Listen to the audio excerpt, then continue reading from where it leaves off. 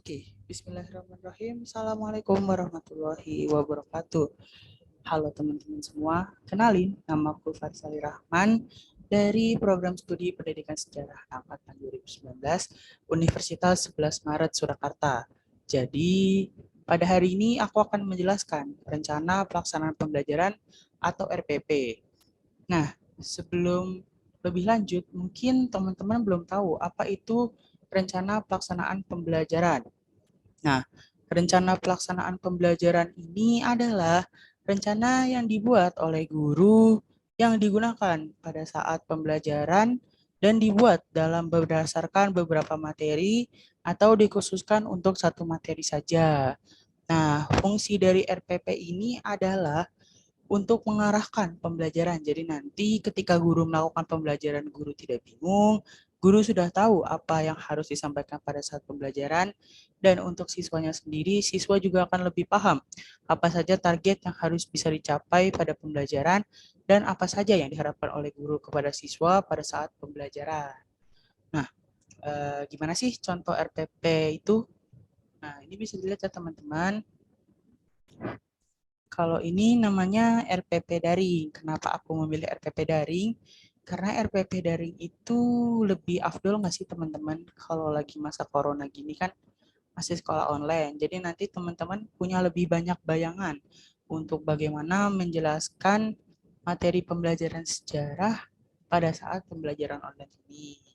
Nah, bagian dari rencana pelaksanaan pembelajaran ini antara lain yang pertama adalah ada identitas nih teman-teman. Nah, identitas ini mencakup nama sekolah, mata pelajaran, kelas dan semester, materi pokok, serta alokasi waktu. Nah, ini bisa dilihat ya teman-teman. Ada nama sekolahnya sudah ada, mata pelajarannya sudah ada, kelas dan semester sudah ada, materi pokoknya juga sudah ada, dan alokasi waktunya sudah ada. Lalu selanjutnya ada kompetensi inti. Nah, kompetensi inti ini kita dapat dari silabus teman-teman. Jadi nanti pada saat teman-teman membuat RPP, silabus ini menjadi acuan teman-teman untuk menentukan kompetensi inti apa yang ingin dipakai dan ingin diaplikasikan. Nah, terdapat 4 kompetensi inti. Yang pertama, menghayati dan mengamalkan ajaran agama yang dianutnya. Ini berkaitan dengan nilai religius. Lalu yang kedua, ini menunjukkan nilai afektif. Yang ketiga, ini menunjukkan nilai kognitif. Dan yang terakhir ini menunjukkan nilai psikomotorik atau keterampilan teman-teman. Nah, selanjutnya kita menginjak pada kompetensi dasar dan indikator pencapaian kompetensi. Untuk kompetensi dasar ini juga didapat dari silabus teman-teman. Jadi nanti ketika materi pembelajaran teman-teman yang mau dibuat itu dipilih dari silabus, teman-teman juga harus mencantumkan kompetensi dasar yang sudah terdapat di silabus tersebut. Jadi teman-teman, mohon maaf, teman-teman tidak bisa berinovasi karena memang untuk kompetensi dasar ini sudah ditentukan oleh silabus. Nah, apa sih kompetensi dasar untuk RPP kali ini? Yaitu ada 2 poin. Yang pertama, poin 3.5, menganalisis berbagai teori tentang proses masuknya agama dan kebudayaan Hindu-Buddha ke Indonesia. Lalu yang kedua ada 4.5, yaitu mengolah informasi tentang proses masuknya agama dan kebudayaan Hindu-Buddha di Indonesia, serta menunjukkan bukti-bukti yang masih berlaku pada kehidupan masyarakat Indonesia saat kini. Nah, Nah, di sebelahnya kompetensi dasar ini ada indikator pencapaian kompetensi. Nah, indikator pencapaian kompetensi inilah teman-teman nanti baru membuat inovasi sesuka hati teman-teman. Indikator pencapaian kompetensi ini adalah hal-hal yang harus bisa dicapai oleh peserta didik. Jadi nanti teman-teman bisa nih menerka-nerka kira-kira apa saja sih yang harus dicapai oleh peserta didik. Contohnya adalah sebagai berikut. Nah, ini ada mengetahui berbagai teori, lalu memberi contoh, menghubungkan berbagai bukti-bukti, dan membandingkan teori tentang proses masuknya agama dan kebudayaan Hindu-Buddha ke Indonesia. Nah, untuk indikator 4.5-nya yaitu siswa mampu membuat mind mapping dan majalah dinding sesuai dengan materi yang sudah disediakan. Menginjak ke bagian selanjutnya yaitu ada tujuan pembelajaran. Nah, tujuan pembelajaran ini dibuat berdasarkan kegiatan yang sudah teman-teman lakukan. Jadi dari kegiatan yang sudah atau akan dilakukan oleh teman-teman, teman-teman bisa tahu nih kira-kira tujuan dari pembelajaran itu apa saja. Sebagai contoh, pada nomor 1 ini, melalui pemaparan materi dari guru, peserta didik diharapkan mampu mengetahui dengan tepat bagaimana proses masuknya agama dan kebudayaan Hindu-Buddha ke Indonesia. Jadi nanti melalui tahapan-tahapan pembelajaran yang teman-teman buat, teman-teman bisa membuat tujuan pembelajarannya sesuai dengan kondisi yang teman-teman lakukan. Begitu. Ini untuk contoh tujuan pembelajarannya. Nah, selanjutnya ada metode pembelajaran. Untuk pendekatan pembelajarannya, saya memilih pendekatan saintifik. Lalu untuk metodenya, saya memilih ceramah, diskusi, dan brainstorming. Dan yang ketiga, untuk modelnya saya memilih discovery based learning atau pembelajaran berbasis penemuan. Jadi nanti saya lebih menekankan kepada eksplorasi siswa, bagaimana siswa mampu menemukan hal-hal terkait dengan materi pembelajaran. Untuk media pembelajarannya, saya jelas aja teman-teman, ini disesuaikan dengan kondisi daring. Ada LCD, papan tulis, spidol, laptop, Zoom, dan Google Classroom. Untuk media pembelajarannya ada buku, PowerPoint materi, dan lembar instrumen tugas. Sumber belajarnya juga sudah tersedia. Bahan ajarnya juga sudah. Nah, ini untuk tahapan pembelajarannya teman-teman. Jadi untuk tahapan pembelajaran ini kurang lebih dibagi ke dalam 3 kegiatan inti, yaitu pendahuluan, kegiatan inti, dan penutup. Untuk pendahuluan bersifat sinkronus dan asinkronus, karena memang tidak semua pada proses pendahuluan ini guru melibatkan siswa secara langsung dalam prosesnya. Apa saja sih tahapan dari pendahuluan? Yang pertama ada guru menyiapkan perangkat mengajar, yaitu Zoom dan juga media pembelajaran seperti buku dan materi yang akan disampaikan. Lalu guru memberikan informasi mengenai pembelajaran hari ini di grup WA. Lalu guru mengajak siswa masuk ke dalam Zoom dan melakukan pengecekan kehadiran dan kondisi siswa. Nah, untuk nilai karakter yang akan dicapai yaitu komunikatif, afektif, dan religius.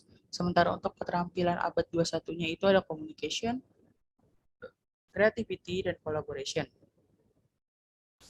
Lalu yang kedua ada kegiatan inti.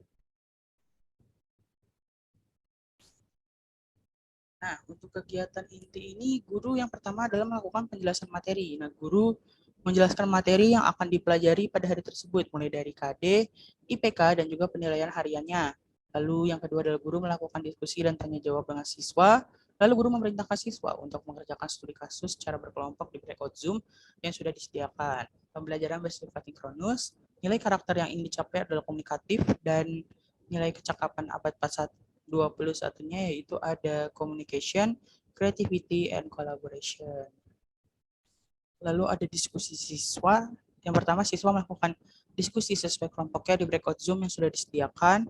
Lalu siswa menyalin jawaban diskusi ke Word untuk selanjutnya dipresentasikan dan dikumpulkan melalui platform Google Classroom setelah kelas usai.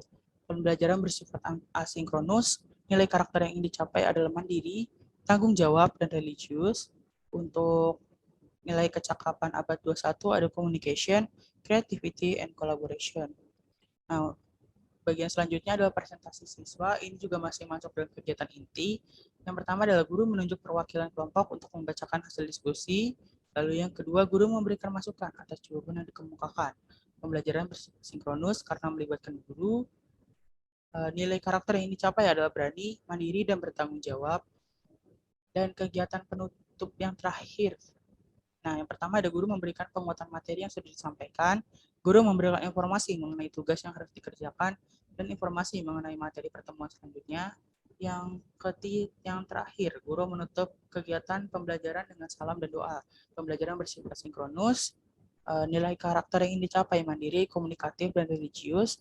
Nilai kecakapan abad 21-nya yaitu communication, creativity, and collaboration. Nah, ini untuk penilaian ada tes tertulis dan tes portofolio. Untuk bentuk instrumennya terlampir, ada untuk tes tertulis dan juga untuk tes portofolio. Ini selanjutnya ada lampiran-lampiran berisi materi yang akan disampaikan, tapi hanya beberapa penggalan saja sebagai stimulus untuk siswa nanti terpacu untuk mencari materi-materi lainnya. Nah, ini ada lampiran penilaian dan kisi-kisi penilaian. Ini ada kompetensi intinya, ada kompetensi dasarnya, ada materi 1, ada indikator penilaian, bentuk soalnya uraian, dan ada sekitar 4 soal untuk tes tertulis ini dalam bentuk uraian.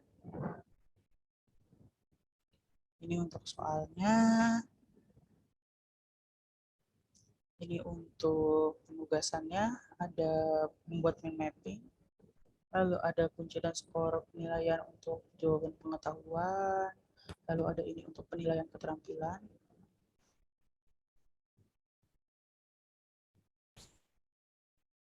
Ini lalu ada untuk penilaian sikap, ada indikatornya yaitu belum terlihat, mulai berkembang dan sudah terbiasa. Ada cairan kotaknya juga sudah ada indikator nilainya juga. Nah, untuk siswa yang masih berada di bawah kriteria kelulusan minimal atau KKM, maka akan diberikan soal remedial. Soal remedial itu mengerjakan soal ujian kembali sama persis dengan ujian yang sudah dikerjakan, yaitu 4 soal sebelumnya. Jika siswa sudah melebihi kriteria kelulusan minimal, maka siswa akan diberikan pengayaan, yaitu pemberian penguatan materi untuk pertemuan selanjutnya.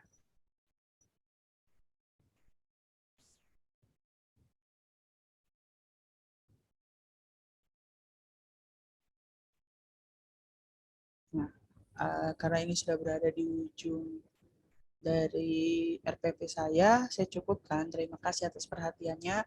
Mohon maaf apabila banyak kesalahan. Terima kasih. Wassalamualaikum warahmatullahi wabarakatuh.